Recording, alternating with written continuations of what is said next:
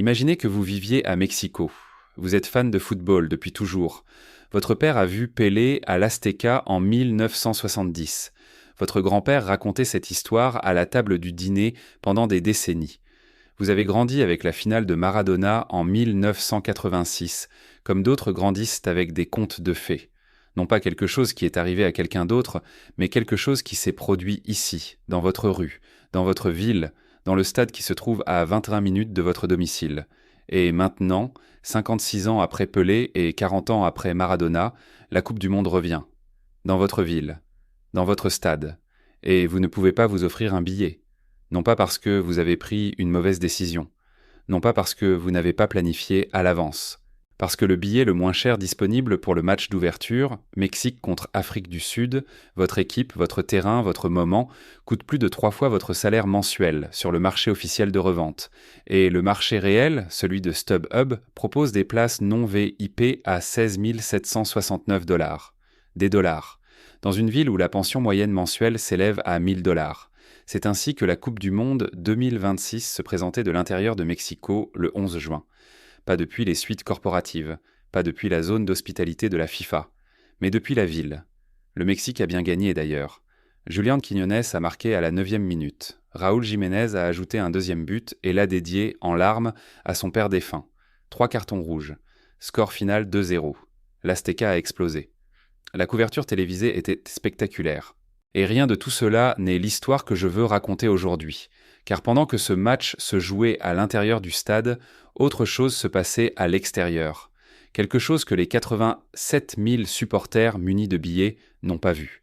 Quelque chose que les caméras diffusant à 6 milliards de personnes n'ont pas l'ingeur. À la porte 8 du Estadio Azteca, environ 200 individus masqués se sont détachés d'un groupe d'environ 800 manifestants et ont lancé des pierres sur les policiers. Puis des bouteilles, puis des cocktails Molotov. Plusieurs officiers ont nécessité des soins médicaux. Un camion stationné près du site a été endommagé. La police anti-émeute est intervenue, a repoussé la foule et a déployé des gaz lacrymogènes. Des rangées d'officiers sont restés postés autour des portes du stade pendant le reste de la soirée, tandis qu'à l'intérieur, Shakira interprétait l'hymne officiel du tournoi et la foule chantait en chœur. Pensez à ce que cette image contient. Shakira d'un côté du mur, des cocktails Molotov de l'autre. J'ai couvert les mécanismes des problèmes de cette Coupe du Monde depuis plusieurs semaines, les refus de visa, les différends contractuels, l'enchevêtrement Infantino-Trump. Mais je veux aujourd'hui prendre du recul car l'histoire de Mexico est d'une nature différente. Ce n'est pas une histoire de géopolitique, de gouvernance ou de la relation de la FIFA avec la Maison-Blanche. C'est une histoire d'une ville et du tournoi qui y est arrivé, et de ce que ces deux éléments ont donné côte à côte. Et ce qu'ils ont donné n'était pas une célébration. C'était un contraste. Un contraste aigu, inconfortable, entièrement visible entre la Coupe du Monde que la FIFA diffusait à la planète et la ville qui l'accueillait. Les protestations n'ont pas commencé le 11 juin. Elles ont commencé plusieurs semaines auparavant et elles ne concernaient pas spécifiquement la Coupe du Monde. Le CNTE, le syndicat dissident des enseignants du Mexique, a déclenché une grève nationale le 1er juin. Leurs revendications étaient précises et documentées. Le doublement complet des salaires et l'annulation des lois sur les pensions introduites en 2007 qui avaient dépouillé les professeurs des écoles publiques de leur droit à la retraite. Ce sont des enseignants. Des personnes qui perçoivent un revenu modeste dans un pays où le salaire moyen mensuel dans le secteur formel tourne autour de 16 000 à 18 000 pesos, soit environ 800 à 900 $ US. Des personnes dont le système de retraite a été restructuré par la loi sans leur consentement et qui tentent, par tous les canaux disponibles, de le renverser. Le timing les a placés directement en collision avec les préparatifs de la FIFA. Le Zócalo, la place centrale historique de Mexico, la place qui se trouve devant le Palais national, l'un des espaces publics les plus symboliquement importants du pays, avait été choisi comme lieu du FanFest officiel de la FIFA. Le plan de la FIFA était d'installer des écrans géants, une scène, des stands de nourriture, une ambiance de festival où les supporters pourraient se rassembler pour regarder les matchs le jour de l'ouverture et tout au long du tournoi. Des dizaines de milliers de personnes devaient remplir cette place le 11 juin, en regardant le match d'ouverture du Mexique sur un écran colossal, en célébrant ensemble. Les enseignants sont arrivés en premier. Ils ont installé un camp de protestation sur le Zócalo.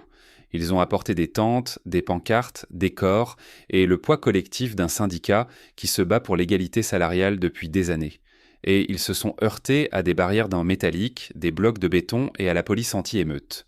Le Guardian a rapporté que le 1er juin, 10 jours avant la cérémonie d'ouverture, la police mexicaine a déployé des gaz lacrymogènes contre les enseignants alors qu'ils avançaient vers le Zocalo. Un manifestant, selon les dirigeants syndicaux, a perdu un œil. 5 personnes ont été blessées lors de cette confrontation.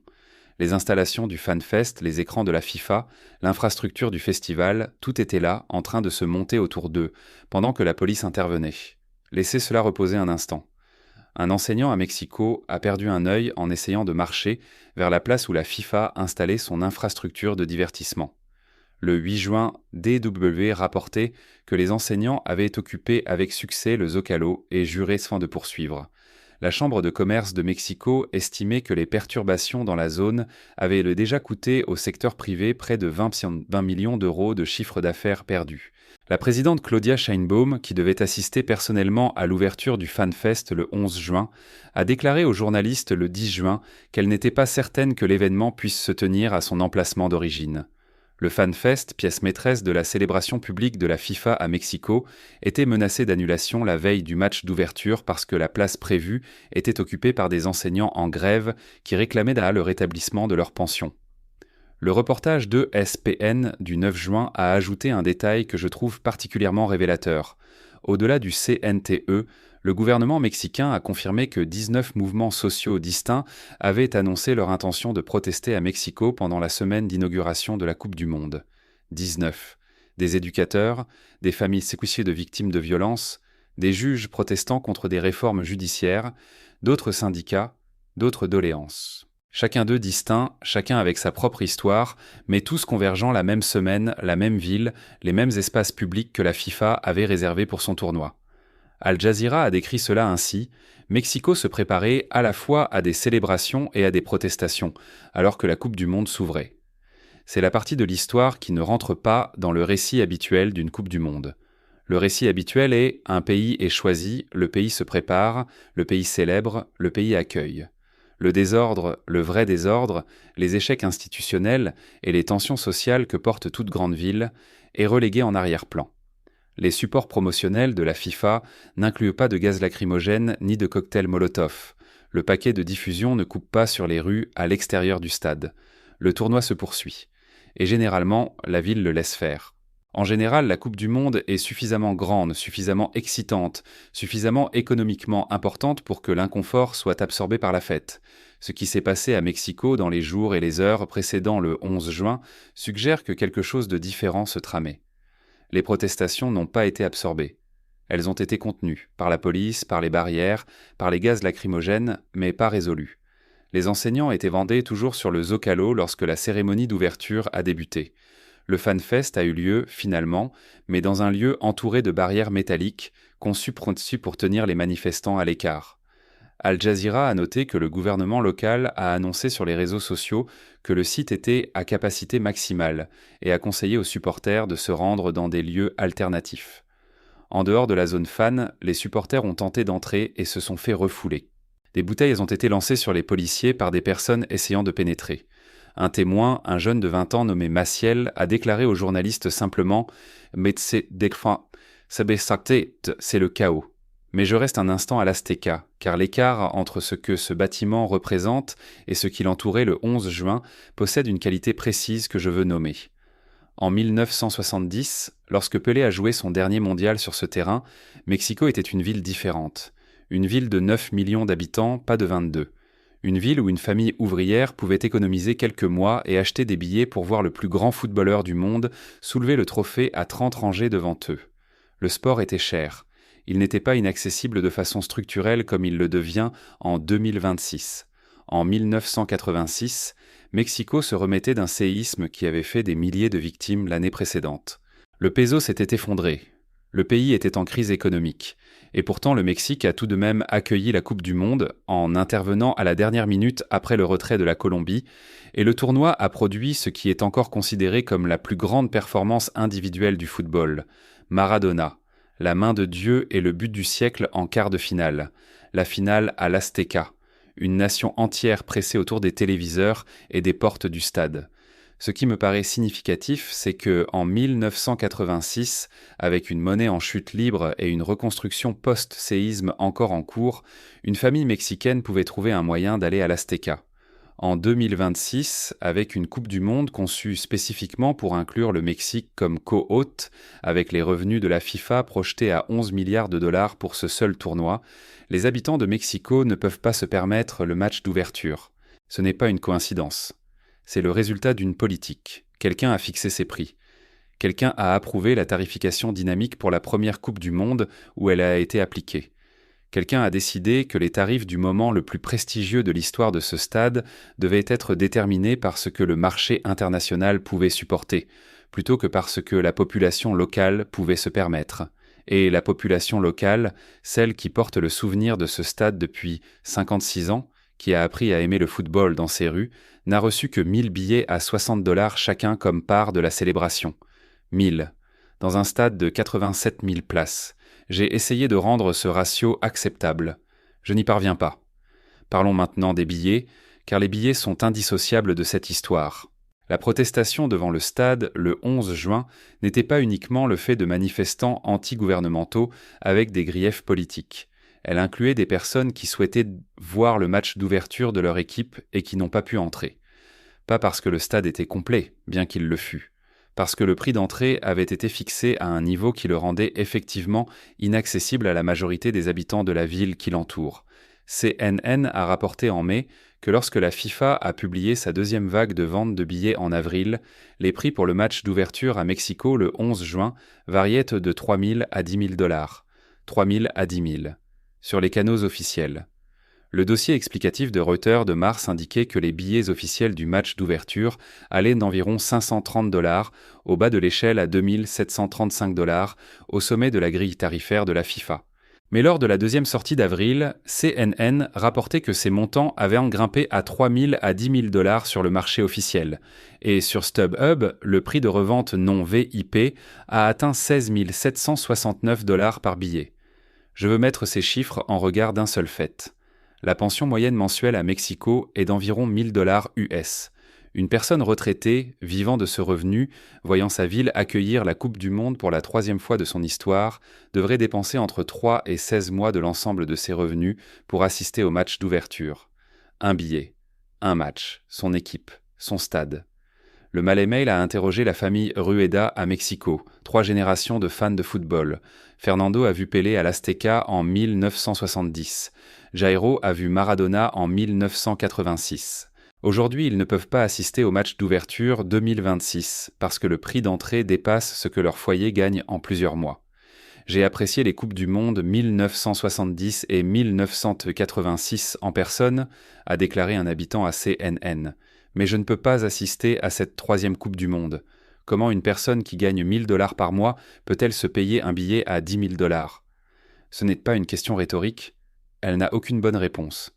L'Australienne ABC a rapporté qu'un ancien responsable de la FIFA aurait déclaré que l'organisation privilégie le profit au détriment des supporters, une affirmation qui aurait pu passer inaperçue venant d'un critique mais qui prend du poids lorsqu'elle émane d'une personne de l'intérieur de l'institution. Le responsable a noté que les places de catégorie supérieure pour la finale ont atteint près de 16 000 $, soit une hausse de presque 600% par rapport à la finale du Qatar 2022. La réponse de la FIFA aux questions sur les tarifs au Mexique a été constante. L'organisation a déclaré avoir adopté un modèle de vente et de marché conforme aux pratiques standards pour les grands événements sportifs et de divertissement dans les pays hôtes, et a précisé que des billets à partir de 60 $ étaient non disponibles, avec au moins 1000 billets par match réservés via les associations nationales. 1000 billets à 60 $, pour un tournoi dans une ville de 22 millions d'habitants. Dans un stade de 87 000 places. Laissez cette phrase faire le travail qu'elle doit faire. La famille Rueda, interviewée par le Malais Mail, 3 générations, du grand-père au petit-enfant, tous des passionnés de football, tous des habitants de Mexico, constitue l'unité de mesure qui importe ici. Pas le prix moyen des billets, pas le pourcentage d'augmentation par rapport au Qatar 2022. La famille Rueda, assise dans sa maison à 21 minutes de l'Azteca, regardant à la télévision la 3e Coupe du Monde que son stade a accueillie parce que le billet coûte plus que ce que son grand-père gagne en 3 mois. Cette famille est l'histoire. Tout le reste n'est que contexte. Et ce qui fait mal d'une manière particulière, c'est la géographie.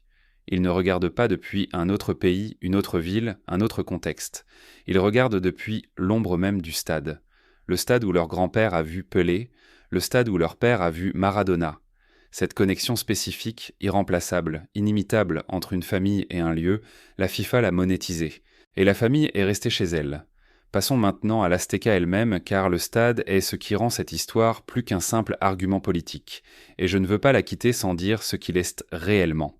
Le Estadio Azteca est le seul stade de football au monde à avoir accueilli 3 Coupes du Monde distinctes. Ce n'est pas une comparaison de proximité. Aucun autre terrain n'est deuxième.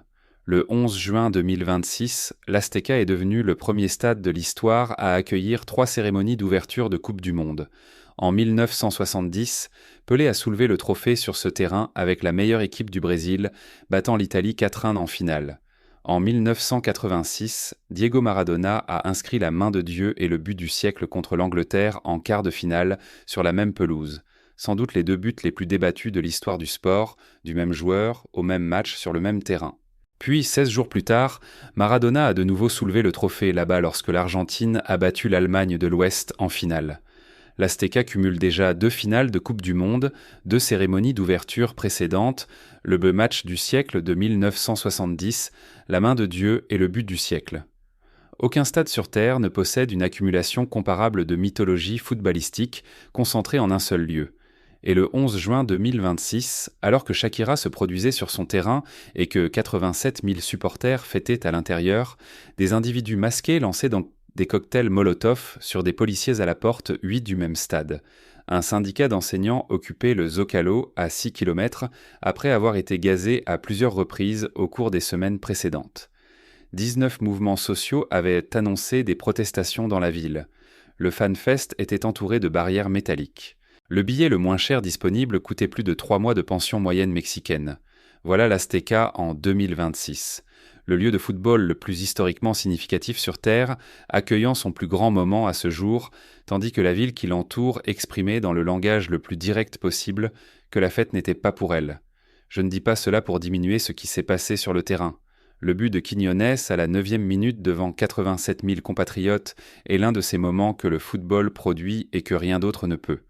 Le bruit à l'intérieur du stade quand le Mexique a marqué était réel, extraordinaire, et je ne le retirerai à personne qui était présent. Mais je continue de penser aux familles, 3 générations de fans de football à Mexico, celles qui ont vu Pelé en 1970 et Maradona en 1986 et qui ne peuvent pas y assister cette fois-ci parce que le billet coûte plus que leur revenu mensuel. Je pense à l'enseignant blessé à la tête lors de la confrontation du 1er juin. Je pense à la personne décrite par le Times of India comme recevant des compressions cardiaques de la part des secouristes à l'extérieur du stade, semblant avoir eu une crise cardiaque en tentant de rejoindre les portes. La FIFA a construit la plus grande Coupe du Monde de l'histoire.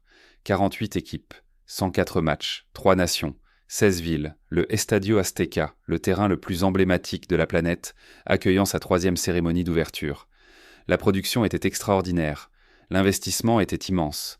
L'ambition était sincère. Et la ville qui vit dans l'ombre de ce stade depuis 60 ans, qui porte le souvenir de Pelé et de Maradona dans ses rues, ses conversations et les histoires familiales depuis 5-6 décennies, cette ville a vu la plupart de cela à travers une clôture. Je ne sais pas où se situe la ligne entre une Coupe du Monde qui constitue un véritable cadeau à l'endroit où elle se déroule et un spectacle qui utilise cet endroit comme décor. Je ne pense pas que la FIFA ait jamais eu à répondre honnêtement à cette question, car la question n'a jamais été posée aussi hautement auparavant. Mais à Mexico, le 11 juin, la réponse de la ville n'était pas ambiguë. Elle n'était simplement pas la réponse qui fait le buzz,